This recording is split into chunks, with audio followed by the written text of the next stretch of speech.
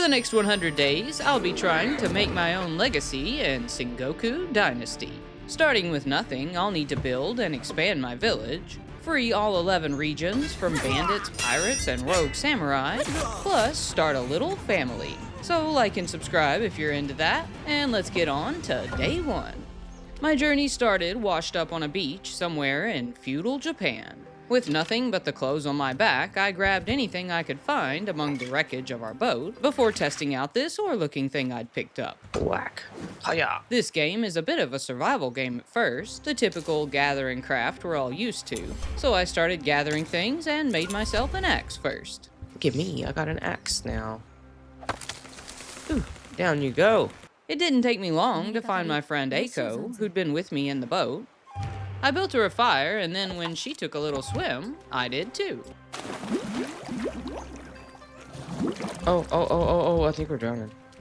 That was bad.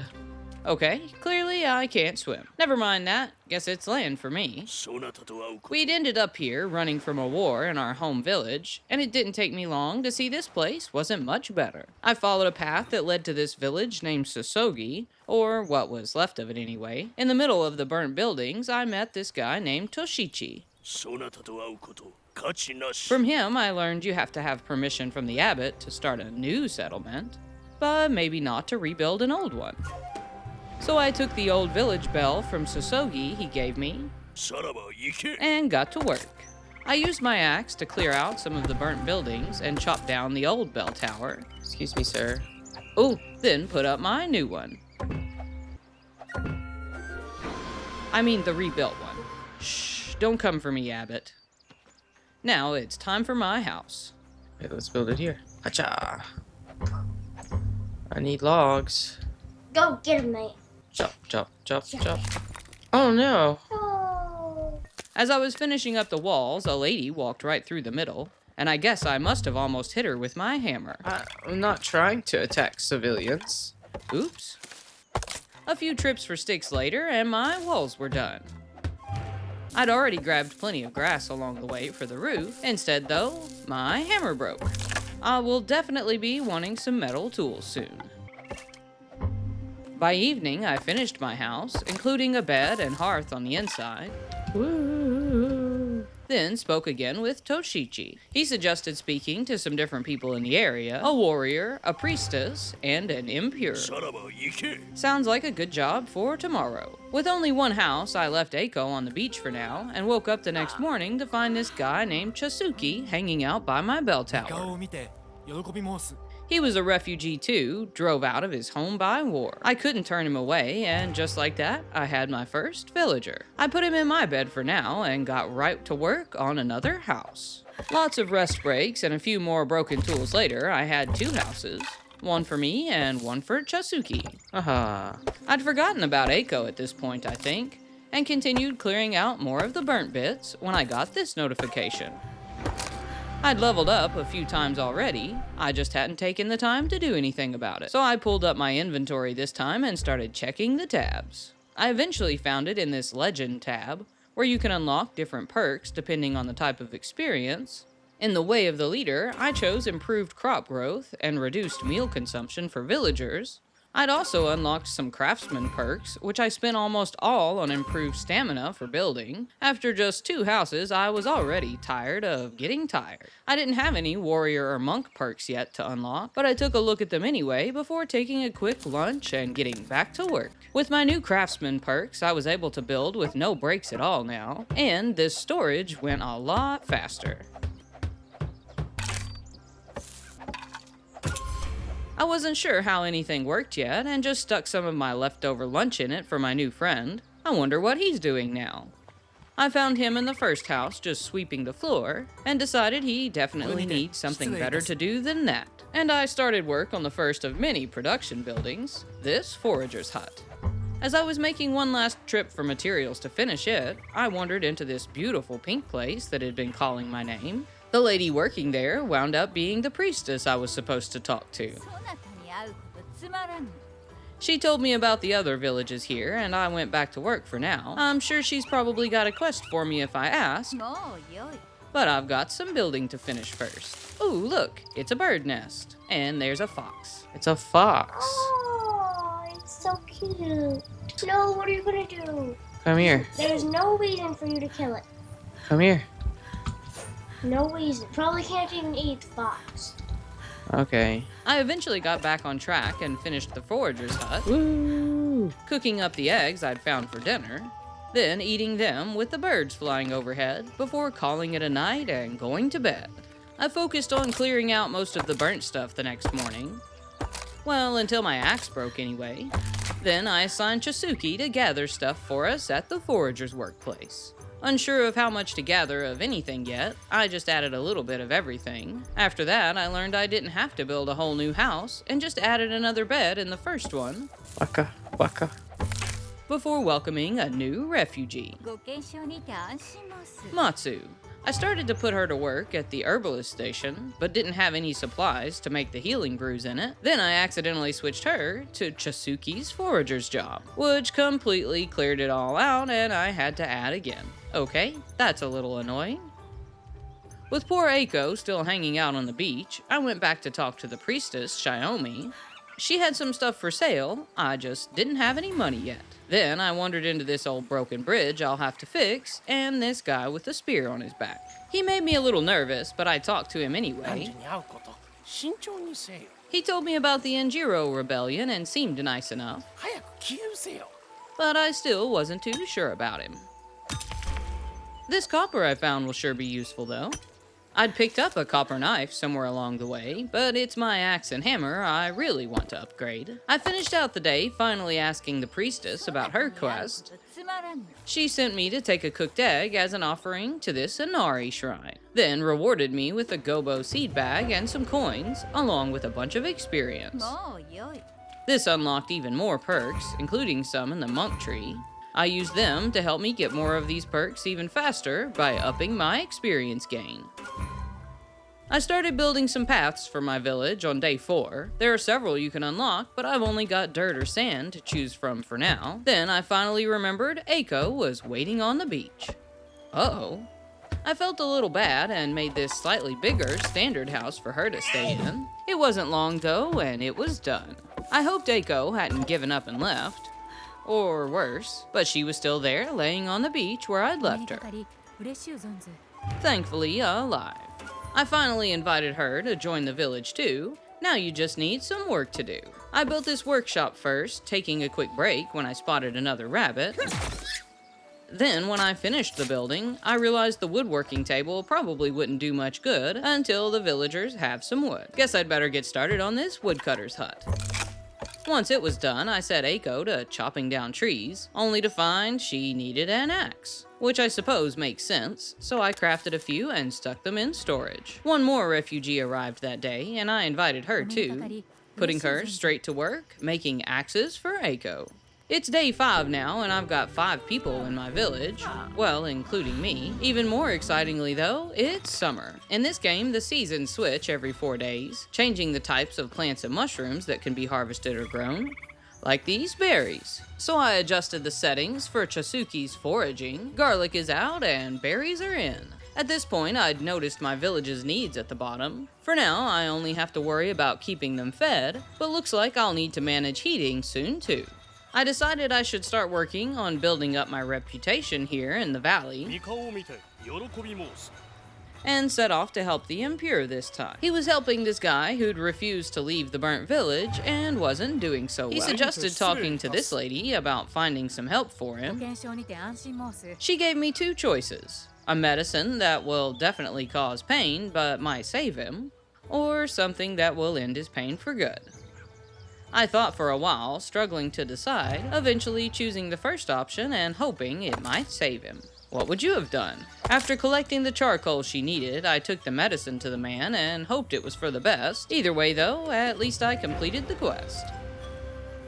これにて失礼いたす The experience from it allowed me to unlock perks for better health, stamina, and loot, Then I welcomed one more new villager and headed over to start working on the broken bridge. In order to liberate the different regions, there are special building projects that have to be completed. You build one of these construction workshops nearby, fill it up with supplies, and assign workers. This one needed just one, so I put my newest villager on the job. I built this well after that. I'm sure my villagers will be needing water soon enough. Then I made myself a bow, some arrows, and this straw hat and cloak. Looking good. Feeling a bit more settled, I had a quick breakfast and headed out to explore with my new stuff the next morning. As I was about to cross this bridge though, I got a notification about an enemy camp up ahead. Yeah, I was thinking more about testing this bow on some rabbits or something. I don't know if I'm ready for all that. So instead, I grabbed this little statue by the road and headed home. This little fox will do just fine. That day, I also added a hunter's hut, a new villager to work there, and this food storage. It took a fair bit of straw, which I learned you can make from grass, but I had no idea how to get the chiseled stone I needed to finish up the armory storage on the hunter's hut. Getting quite tired of my tools breaking all the time, I learned I had to liberate the Sosogi region to craft copper tools. In order to do that, I have to build the bridge I'm already working on, and defeat the looter leader along with 5 of his looters. Maybe I should go check out that enemy camp. On my way, I heard something that spooked me a bit. Turns out it was just this deer that I spooked right back. And then I was at the bridge. With no idea what to expect, I crossed the bridge and eased up on the camp. I see you. Okay. Expecting more arrow drop, I missed my first shot, but the second was just right. I missed my next 2 shots and he was on me quick, aside from getting stuck a bit. Luckily, I was able to make this copper yari weapon and pulled it out to fight up close. At first, I was just doing 1 stab and dodging, until I noticed the other guy double stabbing. I get it now, dude. Yeah. Go stab with these. Thanks for teaching me. I looted the looter after the fight, getting this scroll-looking thing called a gunchujo, some coins, arrows, and oil. At the camp was a box to loot too, with more coins and sake inside. I was feeling more confident after that encounter, and thought I might try to get eyes on the main enemy camp. It wasn't as far as it seemed on the map, and in no time I was on a hill overlooking it. Only problem is, I wasn't the only one on the hill. Oh, there is a boar. I thought I'd heard something. I was honestly more worried about the boar than the looter camp, and figured I probably wasn't ready for either of them just yet. Go back, cause I don't wanna die today. No. Darn it. No. Back at my village, a new refugee was waiting, これにて失礼いたす and I put her to work at the well, which needed a bucket now. Bucket. I started working on a fisherman's hut next. It had to be placed on the water, and not far down from it, I found another minor enemy camp too. My aim was better this time, and it only took 1 swing of my yari to finish the looter. Take that, thank you. After looting him in the camp, I finished the day with a nice egg dinner and cooked up some extra for my villagers. In the morning, there was yet another refugee waiting for me. I was feeling overwhelmed already though, and decided to make her wait for now, instead going back to finish up the fisherman's hut. Ooh, I need sticks and grass and sticks and grass. I added more paths and this wood storage too, replaced the old charred fence with new, and then picked a few more perks, including increased blocking and attack. I'm really tired of breaking tools and want to take on that big enemy camp soon. Until then, I set off to find the last of the 3 people Toshichi wanted me to talk to, the warrior. I found him up in this lookout, complaining about some kid he'd sent off to practice hunting. Honestly, he didn't seem too happy with me either. But I guess I'm supposed to go look for the kid. It didn't take me long to find him, just down the road, and I offered to help him hunt. Shh, I'm hunting wabbits. Once I had enough meat, I stopped and invited this random guy on the side of the road to join our village, then cooked up the meat on a fire before giving it to the kid. I found these canola plants to pick on my way back to talk to the warrior to finish the quest. Now to go tell Toshichi. My first year was flying by, and as I went to bed that night, the season turned to fall. And along with the season change, my workers finished up the bridge project. This put us one step closer to liberating the Sosogi region and unlocking those copper tools. I spent the morning of day 9 building a bed for my 10th villager, and finally realized you can upgrade the hearth to a workplace for them to cook at. So far, I'd just been cooking all the food for them, and this should make things a lot easier. Except it looks like we don't have any ingredients to cook right now. I did a quick quest for Kichi next, and accidentally made moves on the new villager. Oh wait, we're getting weird. I should really start taking more time to read before I click. Along with cooking, I'd also been making the straw from grass for myself up to this point, until I noticed this drying rack for 200 coins in my building menu and headed off to sell some knives. That reminds me of selling knives once in another Dynasty game. It was just enough to unlock the drying rack, which I placed by the forager's hut, then grabbed a bunch of grass to put on it. That should help.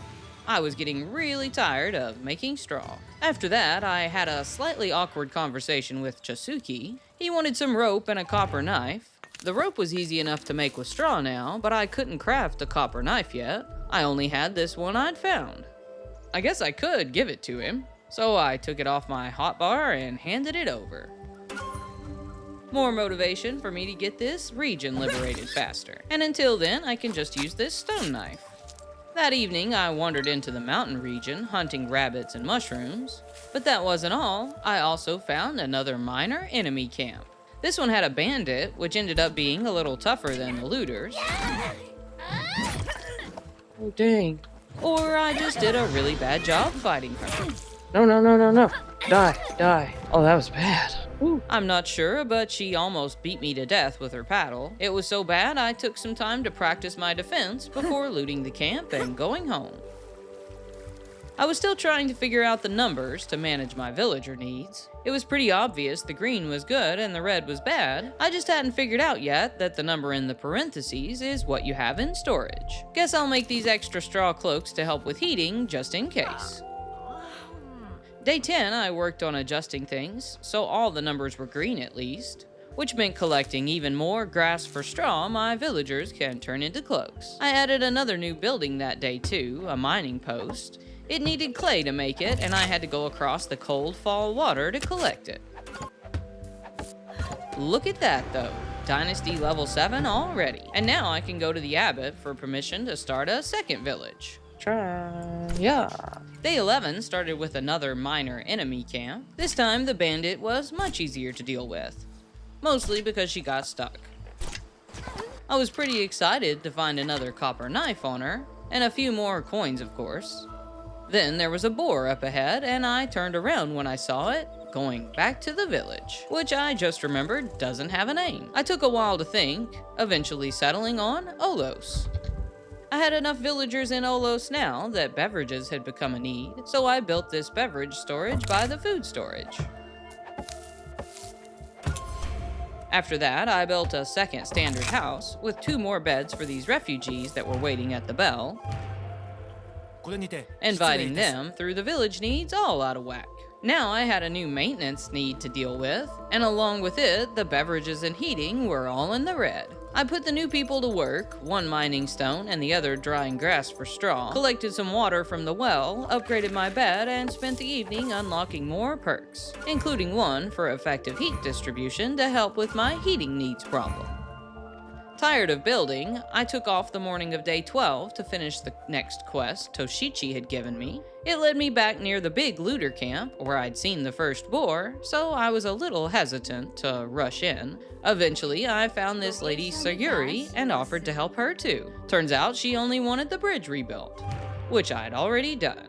I invited her to join our wonderful village too. You can work at this hunter's workbench making knives. While I was here, I figured I might as well take another look at the camp, practicing my moves on the way. When I got close, there was a perfect rock ledge overlooking it, and I just couldn't resist taking a shot. This one had a bow and shot back, but I had the high ground here. Then I got my Yari ready as this one came around the rock, only for him to get stuck. Guess it's back to my bow. I continued picking them off one by one, looting them as I went and picking up my arrows. Things got a little busier further into the camp, and I had to get out the Yari again.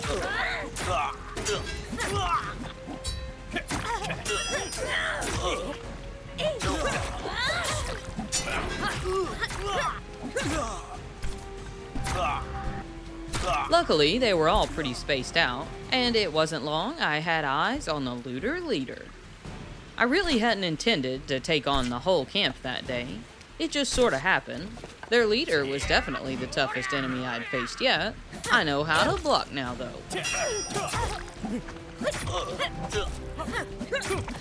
I knocked him down before finishing him, taking control of my first region, Sosogi. It unlocked all the copper tools, and I got a decent chunk of coins from him too. Then even more coins and goodies in this big looter leaders horde.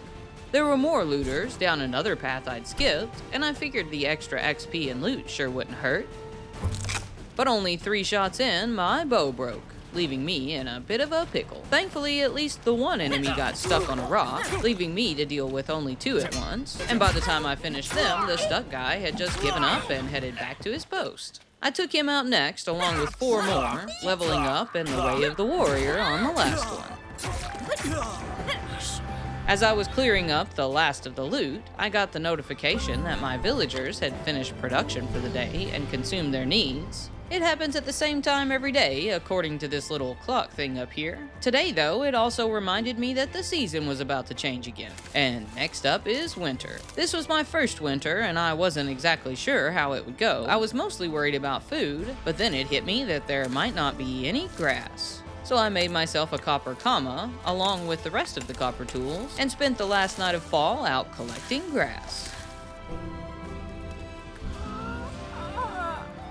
Surprise! Despite the winter, the grass was still here. Well, at least I won't have to gather it for a while now. With the ground covered in snow, everything looked really pretty outside. Before I can explore it, though, I'll have to adjust my forager job. No more berries, of course, but it looks like there's still a variety of mushrooms and even the gobo plant. In the snow, I could see the bunnies a lot better, but that only helps if I can aim. Even with this short bow, there doesn't seem to be hardly any drop at all on the arrows, and eventually I just put the crossbow right on the little things, easily hunting 3 in a row. I dug some clay next to help with maintenance, and chopped down some trees to help with heat, then headed back home to warm up by the fire. Our population was 12 now, and I decided to add some places to sit for all my new friends, which gave me just enough XP to hit Dynasty level 8 and the option to start a family. Aw, first though, I've got my sights set on this new tailor workshop it unlocked. Some Dynasty levels unlock new buildings, which is very exciting. I'm assuming I'll be able to make some clothes or armor here. When it was finished, there was definitely armor in the workbench. It was just all locked up behind the different regions. And the clothes I needed to buy with coins. Ooh, look, another refugee. Lucky number 13. Excuse me. On day 14, I was seriously behind on unlocking these perks I'd earned, especially the warrior tree from taking on the looter camp. With the Sosogi region free now, I decided to follow another quest and headed into the mountain region. I fought another bandit on my way, and he got stuck just like the others. I always feel a little cheaty when this happens, but I didn't do it. Assuming the water was probably absolutely freezing now, I was careful not to touch it as I looted the body, and even debated on leaving the loot at the camp so I didn't have to cross the water. Instead, I went for it and jumped. I made it just barely and then jumped back too, continuing my way to the warrior's place again for the quest. He was his usual grumpy self, and I tried to get some information from him about a creature scaring the villagers. Mostly, he just told me all about his ex-wife. Well, thanks anyway. I did have a bit of direction from him, with a new marker on my map. First, though, I wanted to go check on the kid. He's still alive, at least. There were a few more distractions along the way. Another bandit, this small Inari shrine, a medium Chizo shrine, and new tin ore. Ooh. I also found this treasure trove of grass I broke my comma collecting, before eventually finding the creature I was looking for. Turns out it was this nice lady with a mask and a message. お面が効いたってことだね。あそこの櫓に登って眺めれば遠くに見えるだろう。なかなかの景色だよ。She gave me her mask and sent me to a nearby watchtower, with this minor enemy camp right by the path. I didn't feel like dealing with it and went around, only to find something even worse. Wolves. Nope, not today. On day 15, I knew I was nearing the end of my first year, and one of the main goals in this game is to start a family. So I figured who better to choose than the villager who's been here from the start, Chasuki. So I chose this romantic line and opened up a new quest to bring him some flowers. I guess he has been bringing me flowers all year at the forager table. I suppose I could bring him some now. I grabbed some from storage that he probably gathered in the first place, and took them to him. After that, I offered to make him dinner. The vegetable meals should be easy enough, but I can't make sake yet. Turns out I didn't even have any vegetables either, actually. So I started my first field to plant some in. I made it too small at first, then found I couldn't plant anything right now anyway. Oh yeah, it's winter. Duh. Well, guess we'll have to have a snow check on that dinner. I'd also unlocked the maintenance need at this point and wasn't liking the look of its numbers, so I spent the rest of the day gathering clay. I went through 2 shovels before realizing I could gather it with my pick. I didn't even realize I could use that. Eventually, it broke too, and I jumped across the river back home. Oops, I think I just froze off my toes. The last day of the year, I made some more village improvements, including paths, extra beds, this tool storage, and a beggar's hut. I got distracted halfway through building it though, and ended up going looking for a thug to kill for a random villager quest. I went back to where I dealt with an enemy camp a couple seasons ago, hoping it might be refreshed, but approached it to find a refugee there instead. Not exactly what I was looking for, but I'll take it. The villagers' quests have to be completed by the end of the season, so I guess I'm just out of luck on that one, because it's about to be spring on day 17. The new year started with another new villager. I put her to work growing gobo in the land field I'd made, then adjusted my forager setting for the new season. Speaking of my forager, I checked in with Chasuki to make sure I hadn't failed the family quest. He still had a heart above his head though, and was waiting patiently for me to get the ingredients for a fancy meal. I needed sake for it and went to see if the priestess had any. She didn't, but I bought some soybeans instead. I sold a few things too. The merchant's money refreshes with each new season, and I wanted more coins to unlock more things.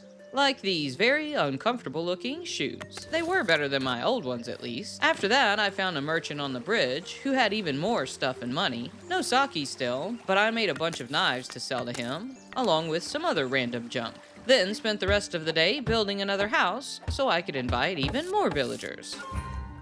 I took a look at my map on day 18. If I want to liberate all the regions before the end of this challenge, I'm gonna have to get a move on it. The Mountain and Enjiro Rebels regions were bordering my Sosogi region. They both had watchtowers to build for liberation, but the Mountain region had a bandit leader and bandits to deal with too. So I started following this road to the watchtower there. I'd unlocked this new fast travel post that will make long trips a lot easier, and placed this one on the way. The path led me past this minor enemy camp that really did not seem very minor when I ended up running for my life from these two. I eventually finished them, mostly due to their own stupidity. Then I invited another refugee camping by the road and took out a much easier minor camp before making it to the watchtower.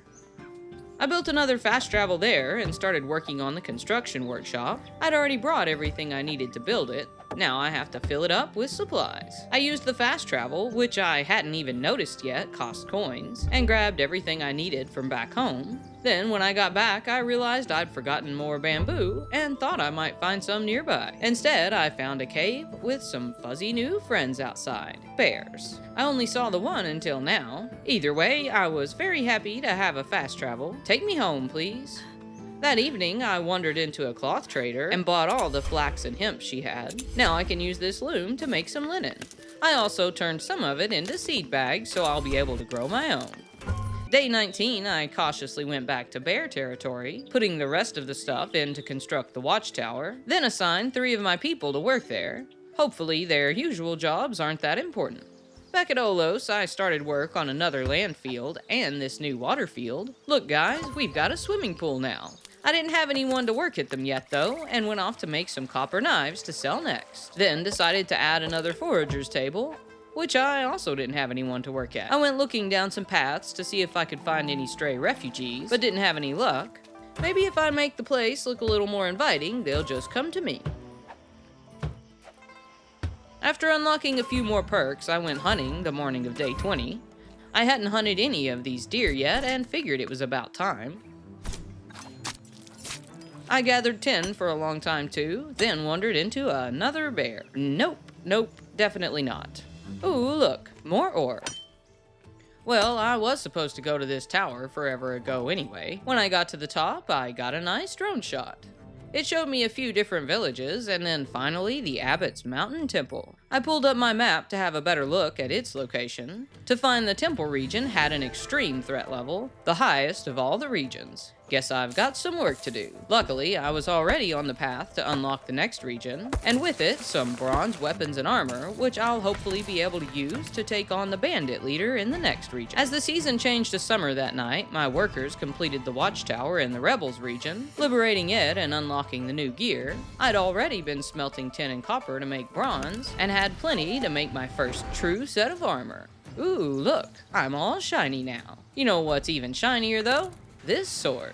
I didn't do much with my new gear that day, instead straightening out the summer foraging, adding some paths, and then this charcoal kiln. It may not be shiny, but it turns firewood into charcoal, which is much better for heating the villagers' houses, I mean. I placed this personal storage the next morning, putting this crazy mask I'd gotten from the creature lady inside. Then it was time to test out my new armor. I grabbed the stuff to build a fast travel and set off into the mountain region. I needed to start working on the watchtower there, and eventually take on the big bandit leader to liberate the region, which will unlock those bronze tools. It wasn't long until I found a miner camp, guarded by a single bandit. I'd unlocked a better block too, and easily cut through him with my sword. It wasn't long, I found another one, and this one didn't even make it to my sword. The third bandit camp was a little more exciting, with 2 enemies to deal with. I took one out with my bow just before she got to me, then slayed the other with my blade. Along my way, I found a place called Onsen, which held a hot spring and a tavern. I built a fast travel there too, not even realizing it had its own. The water was nice, and I checked it out first, then headed inside hoping for some sake. I'm pretty sure this lady had some, she just wasn't selling it. And I was pretty happy to escape the conversation with her. The other lady was the tavern keeper, and she did have sake to buy. I also took the lazy way out and bought the vegetable meals I needed too, excited to finally have the ingredients for that fancy meal with chasuki. I was so excited I almost fast traveled straight back home, but decided I should probably go ahead and finish traveling to the watchtower spot. So I used this marking tool on my map and made my way up the mountain. It was looking a lot like bear territory again, and I was really cautious as I approached. It seemed clear enough though, and I set up one more fast travel and started work on the construction workshop. I needed a few more logs and started chopping trees when I got quite the surprise. Not a bear, a boar. I panicked and ran at first, giving up the high ground. Thankfully, it wasn't very smart either, and got stuck on the rock, where I could easily finish it with my bow and copper arrows. I finished most of the project that day, all except the bamboo, and headed back to Olos to find Chasuki. We had our meal and a very interesting conversation. Looks like we're getting married, but first, I'll have to find him some extra fancy clothes and 5,000 coins for the wedding. Yeah, that might take a few days. For now, I think I'll just invite some more people to work for me. I invited our 19th villager on the morning of day 23 before finishing up the rest of the watchtower construction project. After that, it was back to working on my villager requirements. I finally understood the numbers a bit better. The first number is what you're producing or consuming of each category. The parentheses is what you have in stock. I could see my maintenance number was running pretty close, and I took some time to gather a bunch of clay. Then in the workshop, I added an additional woodworking table and this new repair table. Now I'll be able to save on materials repairing tools instead of just making new ones every time. I realized that evening I'd unlocked 2 new buildings and hadn't even noticed them yet. Now if I can just figure out where to put them. I placed the kitchen first and spent the rest of the evening working on it. I'd put down a second carpentry station and we had plenty of materials. I only had to make one quick trip for extra firewood to finish this cooking pot workplace inside. In it, you can cook a ton of recipes I hadn't seen before, like this very interesting fruit soup. Looks pretty at least. Maybe the villagers will like it. Day 24, and it was almost time for a season change again. I'd realized you just need to put the workers on just before the season switches. I put the 3 workers I needed on the Watchtower project, taking them from less important jobs, like the drying rack and smelter I can run myself. I also switched my cook to the new kitchen, seriously upping our meal productivity. But the beverage situation was still looking rough. Thankfully, another refugee showed up that morning too. If only I had another well for her to work at. That was easy enough to fix, and I moved on to building something a bit bigger to help with beverages. This brewery.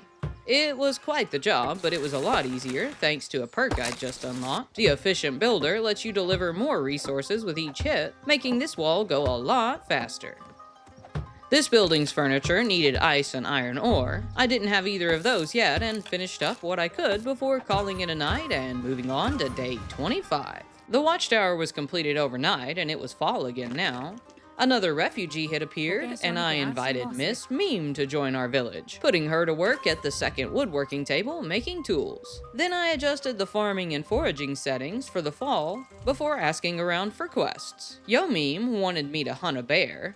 Sorry, I'm busy. I've got, some trees to chop down. They did have to be deciduous, but since it's fall, that makes it a lot easier. Just gotta look for the ones that aren't green anymore. Here you go, Mitsu. Next, Osago wanted wood too, but she wanted a premium conifer, which I hadn't found yet. Sorry, maybe later. Instead, I finished the evening adding a few more things around town, and trying to decide if I should have a problem with whatever was going on at the fire pit. My villagers seemed to be happy despite all the red and exclamation points going on down here. I had plenty of water in storage, but collected a little extra anyway. Then for maintenance, I gathered 2 copper picks worth of clay. For health, I noticed I didn't have enough mushrooms to make the health brews, and adjusted the foraging along with doing a bit of foraging myself. That evening, I made knives to sell to the trader on the bridge, and found out that it was a new mining trader, and he's got chisels for sale. Oh! It wasn't too expensive, and I was pretty excited to buy myself one. Straight back to the stonemason station, I made some chiseled stone to finally finish the storage in the hunter's hut. Chiseled stone is also the best for maintenance. Now maybe I won't have to gather clay so much. I decided to take the easy way out on the iron ore I needed too, selling all my old simple arrows and buying some ore. Oops, wrong ore. I bought 10 instead. Once I got that straightened out, I took the iron to go finish up the brewery. I still couldn't finish the ice storage, and found I needed ice to make the mixture for the sake too. Guess that will just have to wait. That night, I dreamed I went to take on the bear Yo Meme wanted me to kill, and ended up at the Watchtower where I talked to this mysterious hermit before taking a shot at the bear from the edge. I lost it for a while and found it again, then it found me.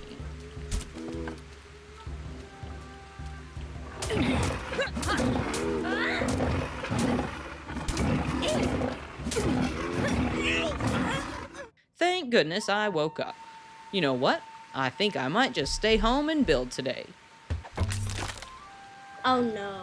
This new large house holds up to 6 beds, and it worked out perfect because these 2 refugees turned up shipwrecked on the beach. I put one to work making those chiseled stones, and added a new herbalist station for the other. Only I still don't have enough mushrooms. I invited one more villager on day 28, and went hunting near my village, when wouldn't you know it, I walked right up on a bear. After my nightmare, I was terrified of getting too close, and tried to stake it out with some of these spikes for protection, but I was too big a chicken and just wasted most of my day waiting instead. Eventually, I gave up and did some hunting before heading back home, and letting my kid chop down some trees. Chop, chop, chop, chop. Ooh, that was so satisfying. Ooh, there's a pool. Day 29, and it's winter again. Time to make some seasonal adjustments. Nothing to farm, so those workers can go do something else, and the foraging needs changed, of course. This symbol in the corner wouldn't go away, though, and I finally figured it out. It means one of the villagers' needs isn't met, and I've got a whole new one to deal with. Security. It was easy enough. I built this guard tower and hired one of my unemployed farmers for the job. That's better. I did a couple quick gopher quests next, grabbing some random stuff for Kichi and Setsushi. Yeah, we're just gonna leave it at これにて Setsushi. 失礼 Made some copper picks I planned to sell, invited my 25th villager, added a 3rd forager station, and fought some looters that moved in on the beach. Before deciding to move my village bell. I'd misunderstood how the regional sources worked for things like the mining post, thinking if I moved my village range to include the clay across the water, I'd be able to have my villagers collect it. I had to adjust my fishing hut to the new range and could clearly see the clay was in range now, but it just wasn't working. Maybe it'll work in the morning. Nope. Turns out you have to place your bell in a liberated region with that source, like this next mountain region has 10 ore. Guess it's time to get back to liberation. The mountain region also unlocks bronze tools, which I need to collect iron ore, so I headed off to take on the big bandit camp there. With the tower already complete, I just had their leader to defeat. I took in a few refugees on my way there, and as I approached, I dealt with the bandits in this guard tower first. Then I tried to pull a couple out to fight when what looked like the whole camp came after me. It worried me at first, but thankfully they just aren't very smart. Don't worry though, it wasn't the whole camp and there were plenty more to me to fight through. I'd upgraded to a new half bow and bronze arrows to go with my bronze sword, plus plenty of stamina and health perk upgrades too. The main camp was in a cave, and it didn't take me too long to get to their leader. He had what looked like a bag on his head and was definitely tough, but I was tougher. Even though my sword broke mid-fight, I managed to win that night. Taking the mountain region, unlocking bronze tools, and coming out a lot richer thanks to the loot. I built another standard house on day 31, adding 2 extra beds inside. Should be plenty of room now for this guy. I added a new mining station for him too, and then started work on a second woodcutter's hut. With all the villagers I had now, I was struggling to keep up with all the needs. The newer buildings I'd unlocked also required more material than the others, which was leaving me doing more manual labor than I'd really like. I built a smithy that day, which had a new blacksmith's anvil. It had iron, steel, and master weapons and tools, but they were all locked by regions for now, except for the arrows I could buy with coin. I just didn't have the stuff to make some of them. I finished the day adding more paths, a fancy fence, and a couple more spots to sit, then found enough ice in these troughs to finish the piece in the brewery. Look at that, it's almost time for another season change again. The second year flew by, and having liberated 2 more regions, I was feeling pretty good about my progress. I was starting to make my villagers copper tools too, and spent almost the whole last day of the year out gathering 10. I also noticed the bird nests are much easier to spot in the winter, and was grabbing them along the way, when I spotted a wolf off in the distance. I was feeling a lot more confident since I'd seen them last, and this time there was only one, so I took the shot. It went down with a second arrow before it could even finish its howl. Back at the village, I tried to adjust some things to get all the numbers in the green. In the end, just stocking up on a few things on my own. Day 33, and it's a new year and a new season. Is it just me, or does that music remind me of something? Is it The Sims, maybe? With the season change came the usual job adjustments, refreshed quests from the villagers, and a new trader at the bridge I bought some tea from. Then I finished the evening making my village look a little more inviting.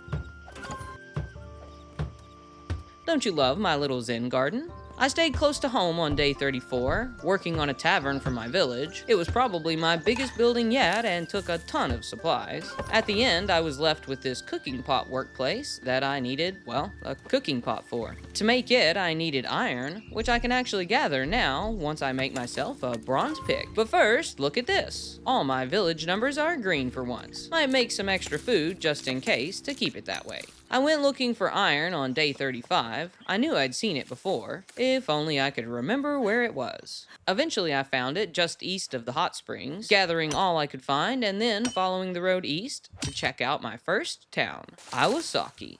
Turns out it's a mining village and this guy can help me learn better metalworking. イカを見て喜び申す He wanted me to bring him some iron ore first, which I already had.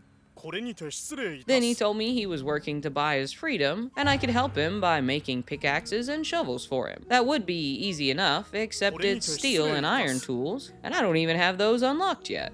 Might be a while, but I'll be back. Until then, I spoke with several other villagers. This nice lady even gave me some food when I told her I was hungry. Before heading home, I checked the legend tab to use more perks, including this very useful dignitary perk, which lets you fast travel for free. With the iron I gathered that day, I made the cooking pot next and finished up the tavern, pushing our dynasty level to 12. Inside the big cooking pot, I could make even more meals and drinks. I figured it was mostly just a fancy kitchen, and didn't even bother to hire anyone to the tavern job yet. It actually provides healthcare jobs, but I'll figure that out eventually. Instead, I got distracted changing around my fields, because I needed a seed bag and that needed fur, which led me on a random boar hunt.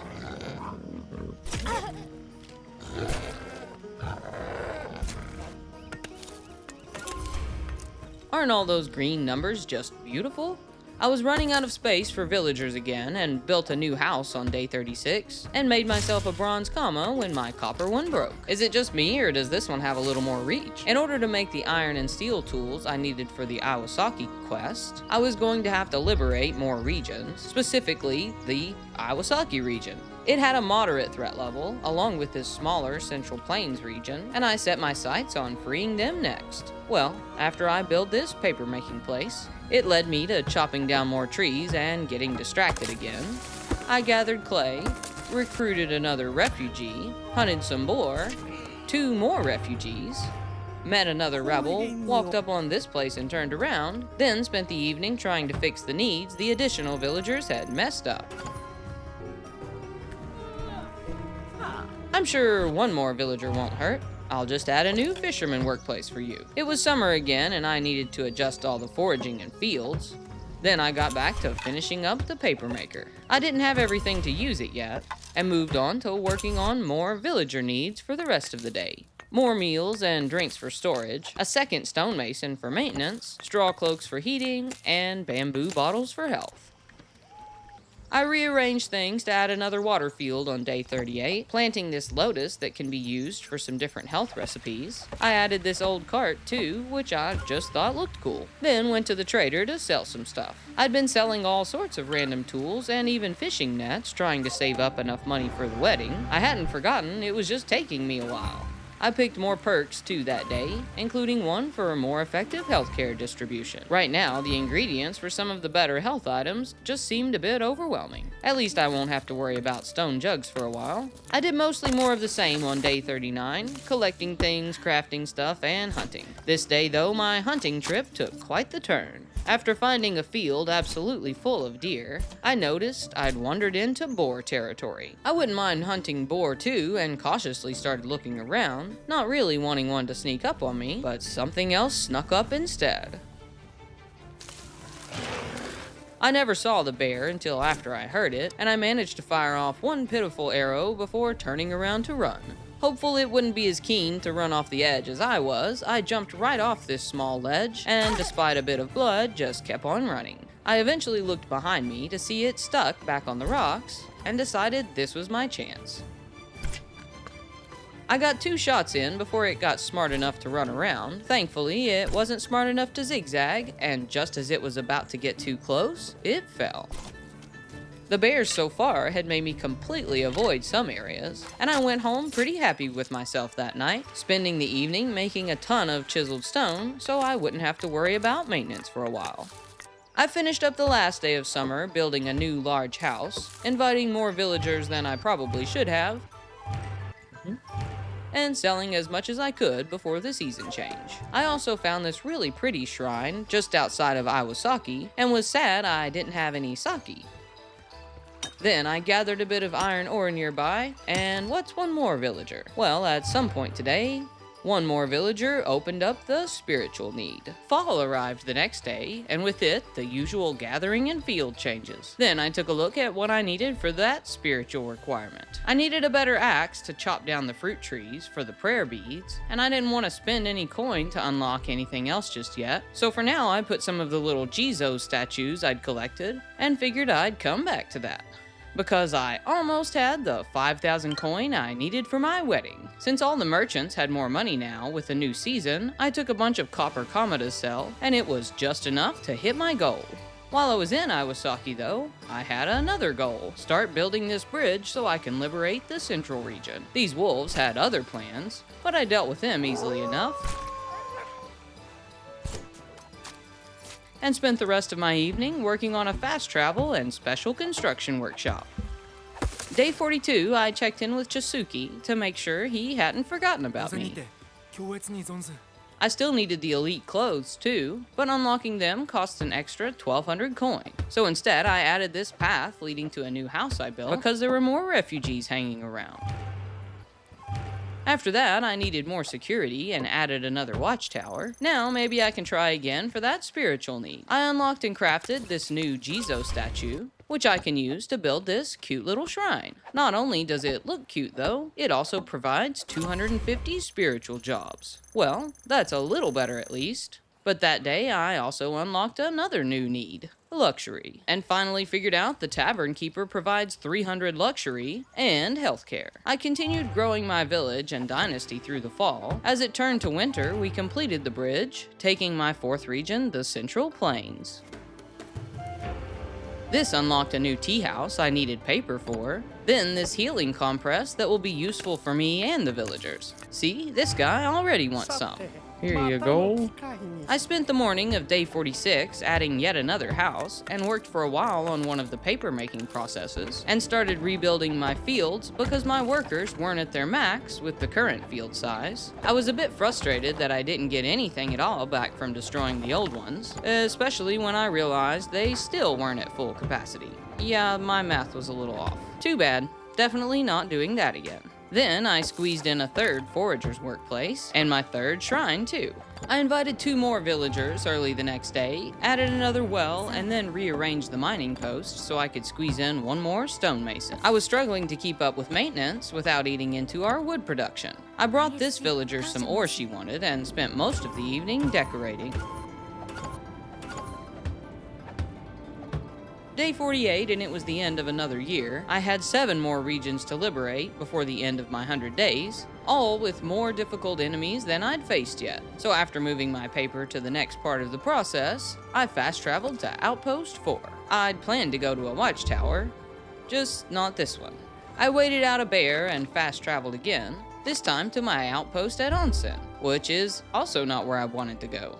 If there's a way to name these outposts, I've sure missed it, and it doesn't tell you which is which on the map either, but eventually I made it to the tower I was looking for. It also had a bear I wasn't quite in the mood to fight, so I watched it for a while. Then, when it was clear, I made a run for this quest marker, which took me to a new town named Segi. After speaking with a couple people, I found myself a quest to gather some fur, and on my way, I started to work on the construction workshop for this bridge, gathering material as I hunted boar for fur.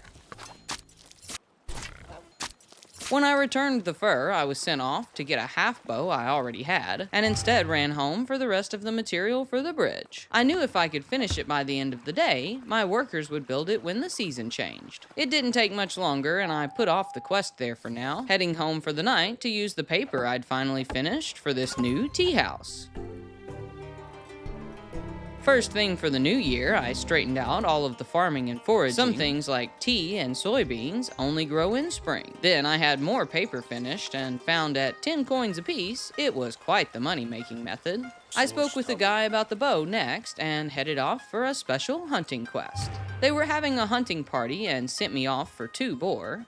It didn't take me long to find the first one. Well, it found me, really. I heard it first and moved just in time, allowing me to get some distance and shoot it with my bow.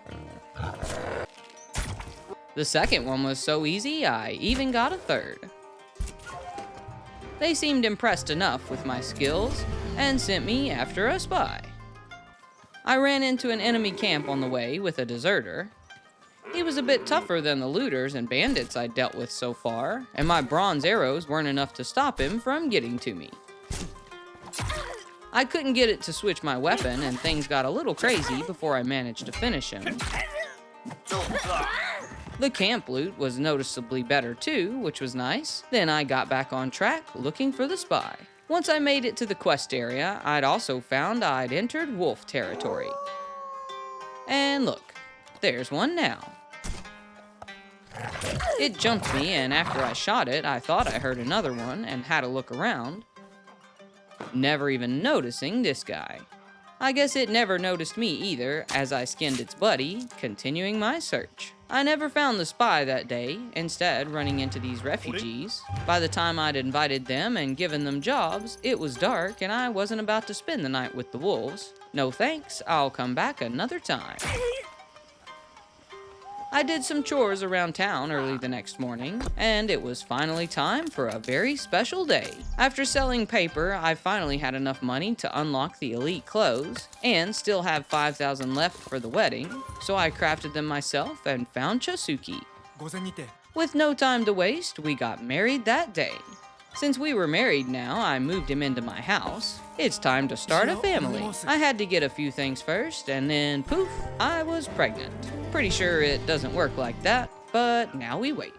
Having knocked out my big savings goal and a good money-making method with paper making, I started spending money more freely again and unlocked some new recipes. Then built more paths, added a second forager's hut, and more lights that night, starting with this lampstand I couldn't figure out. I know you can hang a lamp on it somehow. This lady also got in the way while I was working and glitched out my hammer, which I eventually straightened out. Day 52 was honestly pretty boring, crafting extra healing brews, selling more paper, gathering stuff, placing a new land field with a fence, and then even more healing brews. It was summer again on day 53 and time to change my crops around. The merchants had more money too, and I sold the rest of the paper, did a villager quest for a nice chunk of warrior XP, and worked on making more paper. That evening, I went hunting premium deciduous logs in Iwasaki. I found taro, flax, and finally, the trees I needed. You need the premium deciduous to build this medium shrine, which will help a lot for the village's spiritual needs. Then I added one more guard tower for security before calling it a night. I almost had all my numbers straightened out on day 54 and added this armory storage for weapons and armor. There were a ton of weapons I hadn't made yet, and even more to unlock, so I made some different ones at the anvil just to check their stats. Plus, you get Dynasty XP for crafting new items, and I can give the stuff I don't want to the workers at the guard towers. Next, I cleared land to add another large house. I finished everything in the house except the beds, which needed grass. I didn't have a comma at the time and went to make one, then got distracted by this no tool warning and found one of my hunters needed a knife. I made several to put in storage, then completely forgot about the beds. Still having forgotten the beds, I hit the road the next day, fighting some random baddies on the way. My new Tonto dealt with them easily enough, and I noticed this tiny cave after. Then I spent some time gathering tin. But when I saw this big field of grass, I remembered. Oh yeah. I finished up the beds along with these paths and tried to invite another refugee that was hanging around town. Turns out I'd reached the villager limit and couldn't. I'll have to reach the next dynasty level first. Well, I guess it's about time to get back to liberating another region anyway. I only needed to build a bridge for the riverbank region, and fast traveled to the nearest village, Segi. There was iron to gather and a fox to fight just outside of town. Then, when I started following the river, I found a different construction project for an iron ore processing station. I passed it for now and followed the water, eventually making it to the bridge and crossing to the riverbank region. I built a fast travel first, then started work on the construction workshop and collecting all the supplies it needed. It took me most of the next day to finish it, requiring 80 logs and 125 planks. Once I finished it, I grabbed some of this canola and headed just up the hill to another special construction project, this watchtower for the Segi region. I worked on it too, but had to go home for bamboo. Instead of going back though, I got sucked back into the management side of things. My people so far had been staying very happy, and I wanted to keep it that way, so I finished out the evening adjusting things and crafting a bit extra myself for stock. As the season changed to fall that night, we completed the bridge project and liberated the riverbank region. This unlocked a large mansion, but I wasn't too worried about that at the moment because something way more exciting happened. I had a baby. My wonderful husband, Chasuki, strapped it right to his back while he worked and sent me after some medicine. Luckily, I already had the stuff to make it and crafted it real quick. There you go. I left the baby with him and made some medicine for my villagers too. That bridge and region gave me enough XP to reach the Dynasty level 14, and I can add up to 58 villagers now. Just in time for day 58. With so many villagers, my needs were up a lot, and I spent some time working on a bunch of linen. I needed it for clothes to help with luxury, and set it up for the workers to make. Then I decided to do some villager quests. I gathered fat and fur for Yukomi, grabbed some random stuff for Omatsu, then Meme bet me I couldn't kill 5 deserters. Oh yeah? I'll be right back.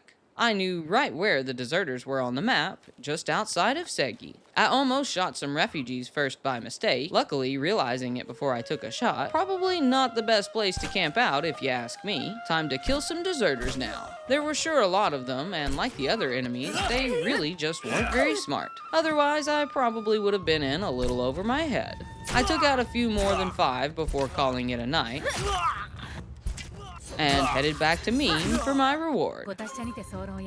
Thank you very much. After doing a few things around Olos, I went back the next day to finish the deserter camp. I was trying to use my sword more this time, but also I really didn't want to die. So that ended with me going back home for more bandages. Okay, let's try that again. Things got even crazier this time. I think I was probably pushing my luck with this one. Then I remembered these guys are really dumb. This mechanic wouldn't be as easy to cheat if their health regenerated when they ran back to their post. It doesn't though. Also, every time my villagers finished their production for the day, my game would freeze. It didn't do this at first, only later in the game when I had a lot of villagers. I finally made it to their leader as the sun was starting to go down, and he was really tough, but just as dumb.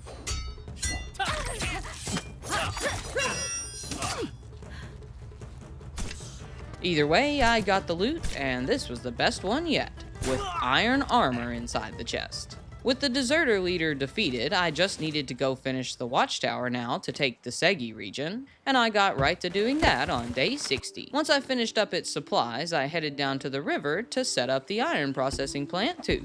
I didn't have to do it for Liberation, but thought I could probably use the XP and maybe get some iron from it too. I'd finished them both just in time for the season change, getting me a nice chunk of experience and unlocking all this stuff from the Segi region. The new season also had updated my family quest, telling me to take 2 incense burners to Chasuki, only I needed steel to make those, and I can't make steel yet. I had to unlock the forge for that by liberating the coastal swamps region. It did lead me to realizing I'd unlocked this tanning vat to make leather though. I checked my map to find the coastal swamps region had a very high threat level, and I'll have to take it out before I can make those incense burners on my own. I'd found a few from enemy loot, but my villagers had already used them all. Lucky me though, I accidentally took the wrong fast travel and walked right into a blacksmith trader, and they were selling steel. So I took the right fast travel for what I'd originally intended before going home to make the incense burners. With that done, I spent day 62 working on another iron processing station to liberate Iwasaki, even though these wolves really didn't want me to. I had to collect more tin to make the bronze I needed and took it home to smelt. Then I tried again that night to figure out these lamp holders. I even wondered if maybe my villagers would hang them, but they never did. I set off on day 63 for the thug camp in Iwasaki. The water there looked too deep to cross, especially in the cold winter. Ooh, look at that, that's funky. And I followed it south, looking for a better way. I eventually found a spot that seemed safe enough to cross, and despite the freezing temperature, I made the jump. Whew. I'd gone so far south, I'd ended up at a completely different camp, the Outlaws of the Eastern Swamps. I stayed focused though and headed back north, eventually making my way into the thug camp. I don't know why I didn't bring the stuff to make a fast travel, but here I am. After taking on the deserters in Segi, these guys didn't seem near as tough. I had my fancy new iron armor and a simple katana, making them even easier to fight through. I'm pretty sure I probably should have taken this region first, but now I can use these guys for extra sword practice. It was a very long jog back home that night with all the loot I'd collected. And when I came back the next day, I made sure to bring the supplies for a fast travel. I fought all day through the thugs and a few bandits, making myself use the sword most of the time.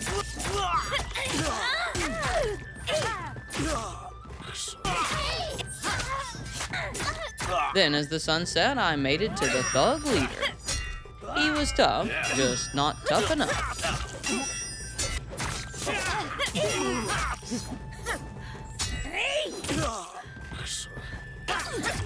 Oops, forgot one. Oh, and I forgot to finish the supplies for this construction project. I managed to hustle over that night and get the supplies added, along with the workers assigned, just in time for the season to change. I'd liberated Iwasaki overnight and unlocked iron tools and gear, plus spring was here. Gotta make some toys for the baby and get the tea planted. I added another house too, fought this pig for some mushrooms, and crafted a bunch of healing brews because we just weren't producing enough. At this point, we had 61 people and things were definitely starting to feel a bit cramped, so I figured it was probably about time I went to talk to the abbot about a second village. I started by moving my old fast travel by the iron station and near a bridge project in the eastern swamps, finishing the construction workshop and filling it with supplies. Then I crossed the water to find a couple refugees. They were enough to max out my current population at 64 and threw my villager needs completely out of whack. Oops. I fought a couple of these outlaws with spooky masks too. And then continued south to the temple. I found a path to follow that led me right into bear territory. Oh, of course. I'd killed the one, but still didn't really want to walk right into one. I ran, keeping a close lookout, finally making it to the temple. There were a few beggars and merchants out front. Then inside, I spoke with the abbot. At this point, I was so well respected, he was happy to give me not one, but 2 more bells, and permission to add 2 new villages. I went home and placed more pretty lights that night, then spent most of day 67 working on random things for villager needs. I figured I should probably make sure Olos is running as smoothly as possible before starting my next village. Oh, under this rope bridge near the start in Sasogi is a copper axe and some other goodies. That would have been useful a long time ago. On day 68, I looked again at the regions on my map and the different resources they provide. I could go with ice, clay, and premium conifer in the riverbank region, or iron and premium conifer over in Segi. I popped over to Segi where I had an unfinished quest anyway, the one to find the runaway spy. I ended up finding him pretty quickly this time. He was hiding in this little rock cove behind the water and told me a very sad story, so I decided to help him. I told the village head that I'd killed the spy, making sure there was no way he could go after the guy. After that, I set a marker for the riverbank region. I figure I can already gather iron easily enough on my own, but still haven't found a good source of ice. Just the few cubes I can gather from my troughs in the winter. I found a reasonably flat and clear area and placed my bell. Naming it was tricky. Creature names are one thing, but town names another. After quite a lot of thought, I googled the Japanese word for ice, which is supposedly kori, and that's what I named it. I was happy to see I could use the storage from Olos here, and started by placing these rough stone paths, then a large house. As night fell, I realized the season was changing and assigned the 10 workers required to complete the Eastern Swamp Bridge. Luckily, at this point, I'd realized that if you just wait until production is over that day to remove them from their usual jobs and put them back in the morning, they'll still finish their job all the same. The next morning, the bridge was done, and after speaking with my spouse, I learned I needed another 5,000 coins, this time to send our little one off to get an education at the monastery. Well, that might take a minute. I straightened out all the jobs and then got to work making paper. As far as I can tell, it's one of the best ways to make money. You can make 200 at a time and they sell for around 10 each. Maybe it won't take too long after all. I spent the rest of the day working around Olos and didn't even get time to go back to the new town. Starting to feel the pressure of day 100 getting closer, and 4 remaining regions to liberate, I went straight for the outlaw camp on day 70. It was all I needed to take the Eastern Swamps region and unlock everything steel, including the furnace to smelt it. I took the big new bridge across and started fighting them right in the middle of the pouring rain. These seemed about the same as the thugs, but I had a better longbow now, and almost forgot I had a new steel katana. I picked them off the usual way, shooting a few arrows, and then pulling my sword out when they got close. As I cut through the first few, the sun came out and I just kept on cutting.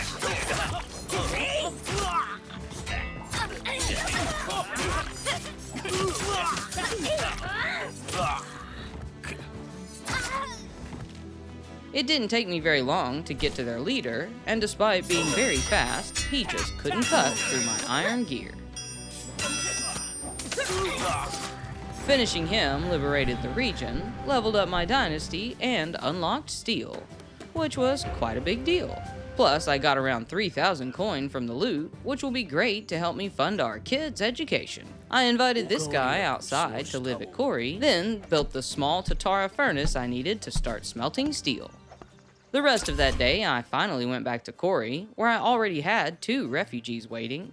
I kept them waiting a little longer while I built a mining post, only to find I can't even mine ice until winter. I guess I should have assumed that, but thought maybe somewhere here was just colder. Looks like I'll be mining clay for here now. Well, once I build some storage for the workers. I continued building in Cory the next day with this woodcutter's hut and a guard post, inviting 2 refugees to work there. I also gathered a ton of ore to turn into steel nearby before heading back to Olos, where I finally had a stack of paper ready to sell. I took it to Iwasaki that night, selling all the merchants could afford and leaving with a pocket full of almost 6,000 coin. Ooh, look. I didn't know you could place a boat for the fishing station. That's cute. I took the money to the temple the next day and spoke with a lady named Sozi. She took the money and we sent our child off to school. Now I just have to bring supplies every season to help, starting with some prayer beads. お忘れをしみます。 I was a little sad and went to make this medium shrine in Cory to help cheer me up. I was out of premium deciduous logs though and headed back across the river to the Aratani region looking for more when I found a minor enemy camp with a new enemy, an Ashigaru. I was out of arrows and then my game froze for a moment as I approached, and once I started fighting him, I realized he was probably the toughest enemy I've faced yet. Thankfully though, he was alone. And after defeating him, I followed this path to the Aratani village. It was a farming town, and after chatting with several people, I found this lady who sent me off after wheat and wasabi. Okay, I'll be back eventually with that, but for now I've got some trees to chop.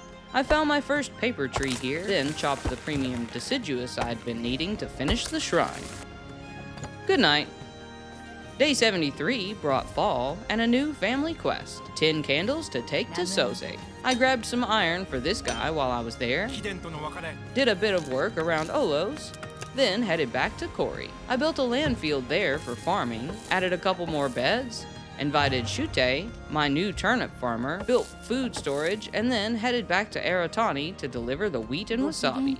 I also bought some of these yellow chrysanthemums, which are fairly cheap and can be used for a lot of health recipes. Most of the next day went to finishing the Aratani questline, finding this refugee Yukome in the forest they thought was stealing food, then fetching some food and sake. Well, I thought I bought sake, but this shochu looks exactly the same. Let's try that again. I got the right thing this time and gave it to the lady who sent me to join the village council meeting next. I'm not gonna lie, I barely read any of this, leaving me making a very questionable decision in the end. After one more game of fetch, I got my XP and was able to invite Yukome, bringing us to the current population limit of 70. I used my new steel axe on day 75 to chop down these fruit trees near Olos, which can be turned into planks for special items like prayer beads and combs. I spent a while in Cory after that, adding a hunter's hut and dealing with these deserters that had moved in next door. Then grabbed some iron there too and took it back to smelt. I was in the process of upgrading all my tools to steel and made some iron tools for the workers. I'd only just realized that better tools not only last longer for them, but also ups their production with multipliers depending on the material. Looks like I'll be needing a lot more iron. I'd unlocked some better recipes now to help with hunger at this point, and went to Aratani to sell another round of paper so I could afford to unlock even more things.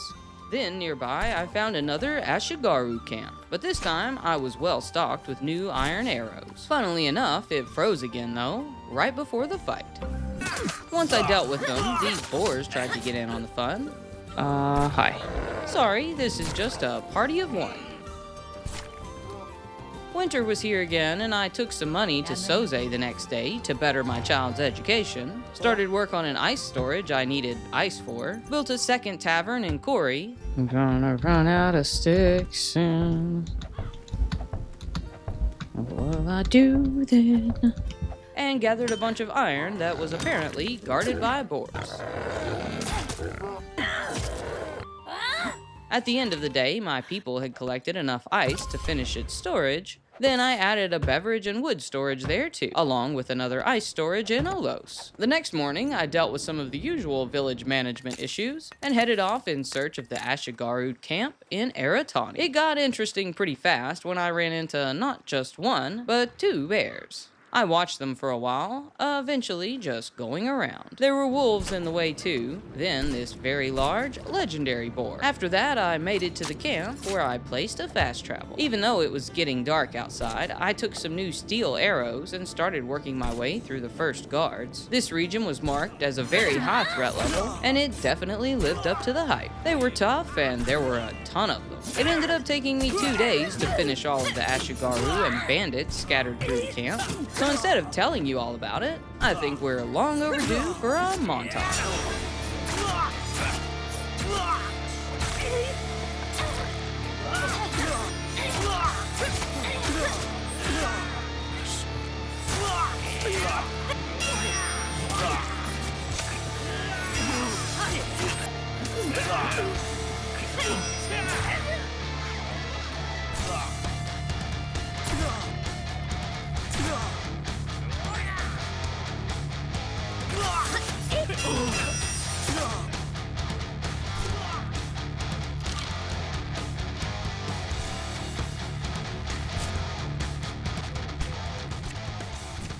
At the end, this leader ended up being one of the easiest fights of them all. I even felt a little bad about it. But after 2 days of fighting, I was tired. Their loot held the best armor yet, steel, which I'll definitely be needing. The final region's threat level is extreme. It's a new year and a new season again, and I put out 2 fields of tea this time. It's used in quite a few recipes and can only be planted in spring, so I was hoping to stock up. Then I grabbed some of these stupa to take to Soze at the temple before heading back to Eratani again. I'd actually thought I'd already built the bridge project for the region, but it still wasn't liberated, so clearly I hadn't. Their bridge is this little one just outside the village, and it only took 20 logs and 40 planks for supplies. Now I just have to wait for the season to end. Despite lots of big bad red numbers, I was managing to keep my people happy with plenty of stuff in stock, and got straight to working on the next region's liberation, the coastal swamps. There's a lighthouse to build there, and not 1, but 2 enemy camps to defeat, with very high threat levels like the last one. I figure if I'm gonna get it all done in time, I better get to it. Well, once I can find the right fast travel. There we go. It didn't take me long to find a minor enemy camp, this one with the pirates from the western camp. Then I found this lone Ronin from the southern camp. I stopped at the lighthouse project to build a fast travel and construction workshop before heading across this sand and straight into the pirate camp. They weren't well armored, but there sure were a lot of them. With my new steel armor, I was well protected, just not against this fire. Late that night, I went home for a nap, and in the morning, I fast traveled back. As I made my way through the few that were left, my steel katana broke just before I faced the pirate leader, leaving me with only a nearly broken simple katana. I got in as many arrows as I could before switching to the sword, and of course, near the end of the battle, it broke too. I'd been carrying this Yari too, though, and finished him with it. After the Ashigaru camp and looting this place, I had quite the stack of coins. There's a Steam achievement for 50,000 coins. I might just see if I can do that too before the end. The rest of that day went to finishing up the lighthouse project and moving my fast travel down south to the Ronin camp. It was late by then, but I got a little head start on a few enemies there and found my first iron sand. I didn't waste any time and went straight back the next morning. The Ronin were maybe a little tougher than the pirates, and just as smart as the rest of the enemies. Just never mind us over here. We're fine. I'd forgotten anything for healing, but luckily this guy hadn't. Don't guess you'll be needing that anymore. Thanks. It took me all day to get through the mess of them, especially since I was trying to fight most of them honorably instead of using their stupidity against them. Except for the Ronin leader. He kept running back up this hill and I just couldn't help myself. You come back. No, I killed him. It wasn't even any fun. When it was all done, I assigned workers to the bridge and lighthouse projects, and as the season changed to summer, I liberated both the Eritani and coastal swamp regions. With all the XP, I'd reached Dynasty level 17, and was trying hard to get to the max level of 20 before the end. I delivered some prayer beads to the temple this time and unlocked a few perks. Then, tired of gathering iron myself and in need of a better supply, I headed to Iwasaki to start work on my third village that summer, Tetsu. It had a regional source of iron, and also this iron processing station I wondered if I could hire someone at. I placed the bell and built the first house that night so I could move someone over to test it out, and sure enough, I could put them to work there collecting lots of iron. Now I just need to build storage so they can access some tools. Boop. I built general storage first, and this mining post, to capitalize on the iron source. Then I remembered I'd unlocked a new production building from taking over the coastal swamps. The Forge. Woo! It was a huge building with a charcoal kiln, anvil, and this large Tatara furnace inside. At the big furnace, I could make the best metal in the game, Tamahagane steel. I added a small furnace inside too, and started some charcoal in the kiln, then tested out this shed that holds all the various storage types, but you still have to have those storage buildings in the village for it to work. Day 87, I started selling off the enemy Gunchujos I'd picked up. I'd held on to them thinking maybe they should be sold to a certain person, but I hadn't ever found anyone, so I had a ton of them to pawn off now. Main problem was just waiting for the merchants to get more money each season. When I saw this iron shovel, I remembered I could finally finish that tool quest for Iwasaki. I went back to Olos, made the 5 iron shovels, then over in Tetsu grabbed the steel for 5 steel pickaxes, and ran over to Iwasaki from there. Here you go, Mr. Dong. This had allowed him to buy his freedom, but now he wanted my advice. Hopefully, I chose right. Back in Olos, I worked on more paper to sell, and some combs for the luxury need. Then I made a big discovery, finally figuring out how to hang those lamps. You just select it from the build menu and place it with the hammer. Look how pretty my village is now. On day 88, I may have had 12 days left, but that means only 3 more seasons. And there are 2 special building projects to liberate the final temple region. Yes, I should probably get to work on those. I headed first to this rope bridge construction site, where I met this guy and invited him to live at Tetsu, if only he'd told me about his neighbor. A bear had snuck right up on me, and I ran through the bamboo to escape, right into another bear. Or was it the same bear? Oh, never mind. Definitely 2 bears there. I'd escaped for now and stuck it out, finishing the workshop just as this one came after me again. It just happened to run me right to the watchtower project for this region, and I figured I'd go ahead and start it too. Both of the projects needed a bunch of bamboo, but I wasn't about to go get it from the bears. Instead, fast traveling over to Tetsu. After gathering plenty, I invited a new villager that was waiting by the bell there, and this sent me on a little side quest to fix the security, which was now too low. Okay, now back to the bears. I stayed on the watchtower side, away from the bears, deciding I would just finish that one first. While I waited for my villagers to finish production that day, I enjoyed the view, then assigned them to build the watchtower with the season change. As usual, I had to switch them all back the next morning, which is really annoying. I'd hit Dynasty level 18 now and took a quick cold plunge at onsen to celebrate, then delivered 1,000 coins this time to Soze. This kid better come back a genius. While I was at the temple, I made my way back over to the rope bridge project to check on my buddies the bears. It didn't take me long to find one, or maybe for it to find me. After I finally stopped running, I got it together and took a shot. Luckily, it just got stuck, though that may be the more boring outcome. Don't worry, the second one made sure to keep things a little more fun. Shoot, glad that's done. I figured it was all clear when I went back the next day to finish the supplies, only to find myself face to face with this guy. Oh, hi. I think it must not have seen me, and then I got the high ground before taking my shot. This one was easy to keep track of thanks to the yellow diamond on top. Ooh. It's extra rare now. I checked this hot spring that wasn't so hot after that, and got myself a bit stuck. Ooh, thank goodness. I was really worried. Then added the last of the supplies to the rope bridge construction workshop. With all that done, I sold a few more gunchujos. I was up to 30,000 coins now. I worked on more paper too, and realized I'd never made myself any better shoes. The armor you find from the leaders doesn't come with them, and I was still wearing bronze. Oops. I also noticed this samurai armor set that can be made with the Tamahagane steel. Ooh, I'm gonna have to work on that. I started building my first medium mansion, which was going to need more paper. I'd sold all of mine. I guess another standard house will do for now. When I stopped back in at Olos, I already had enough paper done to finish it. I moved stuff around so I could fit some beds. If only I'd realized at the time, you can hold left shift and place multiples of things. Now time to go collect some iron sand for that samurai armor. 629 should do just fine.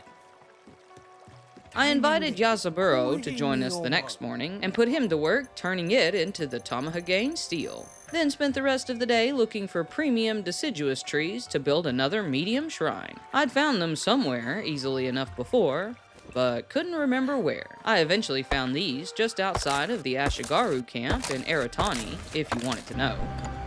I made myself a new master katana and master arrows with the fancy iron sand steel on day 92. The temple region and its extreme level samurai camp was waiting on me, and I wanted to do everything I could to be prepared. Now I just need to finish that armor. While I was waiting, I continued working towards my 50,000 coin goal and built these 4 new trading posts over in Kori. You get Dynasty XP for crafting and building new things too, so this will also help me reach that max Dynasty level of 20. I added another house and tool storage in Kori, another guard tower in Tetsu, and built a construction workshop to rebuild this shrine. Then, after production that day, I had enough of the Tamahagane steel to make a full suit of samurai armor. Just look at that mustache. Ooh. Oh my gosh. I have a mustache. I used the leftovers to craft myself a set of masterwork tools, the best in the game. Now I just need to assign these workers to finish the temple rope bridge, and then I'll have to take on the samurai camp. I was in my final winter and nearing the end of the 100-day challenge. I did the usual season change job adjustments, and as I finished up 2 more building projects in Sosogi, our dynasty level hit 19. This opened up the 4th and final village bell request with the abbot, which worked out well enough. I needed to make a trip to the temple to deliver a bow and arrows for my kid anyway. Might as well sell some paper while I'm out too. I checked my trading posts in Kori the next day. 2 of them had merchants in. They were just a bit difficult to talk to. Then I started building my first large mansion, fought some wolves in the forest trying to rebuild this bridge, went searching for refugees for a while, and built tool, armory, and beverage storage in Tetsu. Considering the samurai camp was the most difficult of them all, I was worried it might take a few days to complete it, and headed off on day 95 to find it. I accidentally ended up at the Ashigaru camp again first, then went for a long while east, only stopping to fight this wolf on the way. When I started getting close, there was bamboo everywhere and this guy hanging around. For some reason, I couldn't see his name or health bar and wasn't sure how tough he was. Once I managed to kill him, I could see he was just another Ashigaru. I looked at some settings but couldn't figure it out. I think this must be a glitch from me hiding the HUD. I continued anyway, feeling a lot more fear, not knowing my enemy's health. I also didn't know what enemy I was dealing with. Despite these 2 looking very similar, the first was Ashigaru, and the second a thug. This next one definitely looked different. I have a feeling he's a samurai. Yep, I was right. I fought another thug in Ashigaru, then I learned something very fun about bamboo. Please excuse my little side quest here. Now back to your regularly scheduled programming. I fought another different looking samurai next and took out this tower guard. Then when I missed this shot, I pulled a lot more enemies than I bargained for. Luckily, they all stopped for no reason at all and left this one to deal with me all alone. They eventually found me when I shot another arrow at them, and this group ended up being almost too much trouble, with me running from the last one for a while until getting brave enough to jump back in.